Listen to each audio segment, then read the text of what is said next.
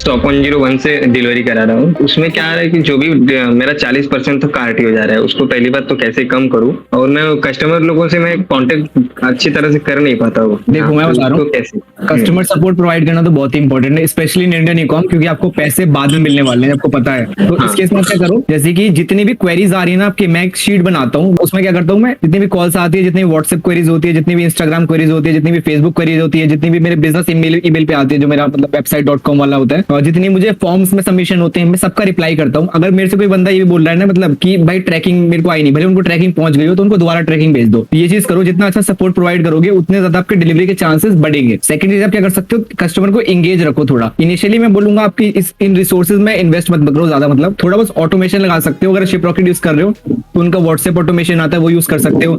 निम्बूस post use कर रहे हो तो उनका भी व्हाट्सएप ऑटोमेशन आ गया है, तो वो भी यूज कर सकते हो। थोड़ा एंगेजिंग रखो कस्टमर को।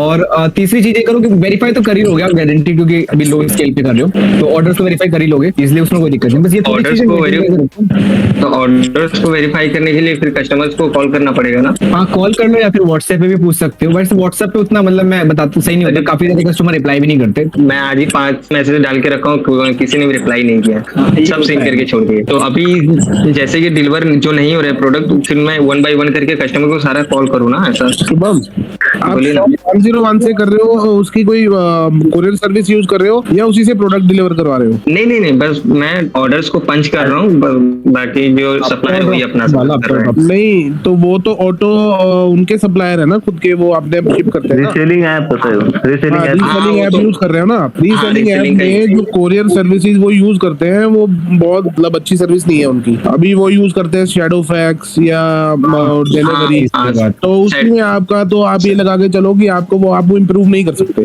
वो 20% आपका आरटीओ सिर्फ कोरियर कंपनी की वजह से, ये बात मान के चल लो। हाँ ये तो है, कोरियर कंपनी की वजह से 20% आपका एक्चुअल होगा। तो आप 20% वो तभी कर सकते हो जब आप स्विच कर जाओ वहां से। अगर आपको कोई विनर मिल गया है तो आप उसकी इन्वेंटरी रख के आप उसको डिस्पैच खुद करना स्टार्ट कर दो। यही है इसका हल, मतलब यही करना पड़ेगा हमको।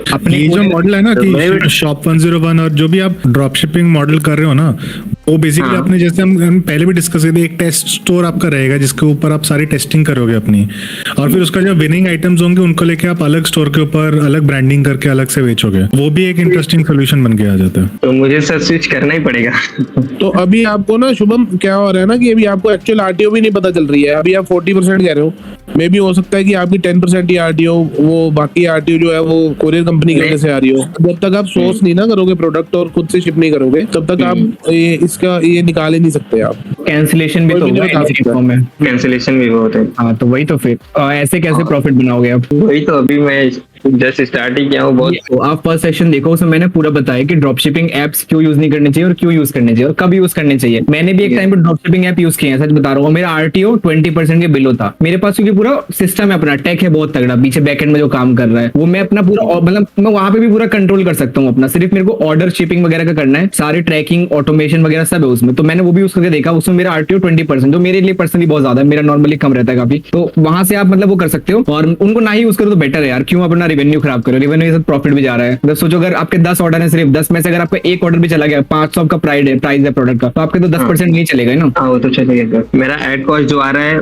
50 रुपए आ रहा है, और जो उसको मैं बेच रहा हूँ प्रोडक्ट के पीछे जो प्रॉफिट है मेरा 143 रुपीज है। तो बहुत कम है यार। एक्चुअली प्राइस भी बढ़ा रहा हूँ तो कुछ ऑर्डर्स ही नहीं आ रहे, लेकिन वही 100 रुपए कम कर रहा हूँ तो अच्छे खासे ऑर्डर्स आ रहे हैं। नहीं ऐसे नहीं काम करता है। या तो उसकी प्रोडक्ट की परसीव्ड वैल्यू ही उतनी है, या फिर आपके जो कॉम्पिटिटर्स हैं वो उतने में ही बेच रहे हैं। ये दो रीजन हैं। सारे कॉम्पिटिटर्स तो 499 में ही बेच रहे हैं। अच्छा। और लेकिन मैं ही जो हूँ 399 में बेच रहा हूँ। ये भी एक गलत चीज है, क्योंकि आप अगर इन्वेंट्री रखोगे तो उसमें आपको आरटीओ चार्जेस भी देने हैं। अभी शॉप 101 में आपको नहीं देने पड़ रहे। हाँ नहीं देने पड़ रहे। तो हाँ, अब आपको ये सारी चीज कैलकुलेट करनी पड़ेगी। अगर आपको ज्यादा प्रॉब्लम आ रहा है, मतलब ये एक प्राइसिंग वाला सिस्टम लेके, तो कल मोदी ने बताया था कि कैसे पूरा प्राइसिंग करना है। आप मतलब कुछ भी, अगर कोई 499 बेच रहा है तो मैं 399 बेच के सेल ले आऊंगा, ये बिल्कुल मत करो यार, बता रहा हूँ बहुत लॉस होगा आपको। अंडर प्राइस ना करो। हमेशा याद रखो कैसे आप अपनी मार्केटिंग इंप्रूव कर सकते हो, जिससे आपको 499 पे बेच रहा है आप 699 पे बेच पाओ। एग्जैक्टली। कस्टमर सपोर्ट, ब्रांडिंग, इन सब चीजों पे फोकस रखोगे ना तो आप ज्यादा में बेच पाओगे और ज्यादा कमाओगे, and you will be able to outbid competitors. Long last भी आपका करेगा, दूसरे लोग पीछे हट जाएंगे। always focus on how you can charge more, because you charge more, you make more profit, you can outbid your competitors, है ना? Yes. Longevity वहीं से आती है.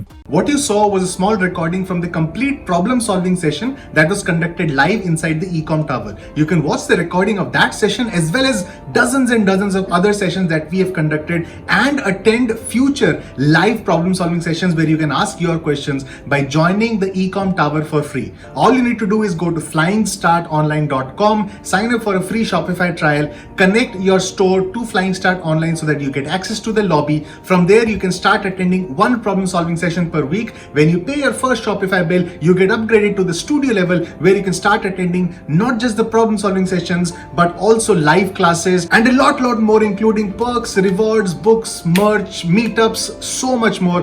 The Ecom Tower is waiting for you. I can't wait to see you inside.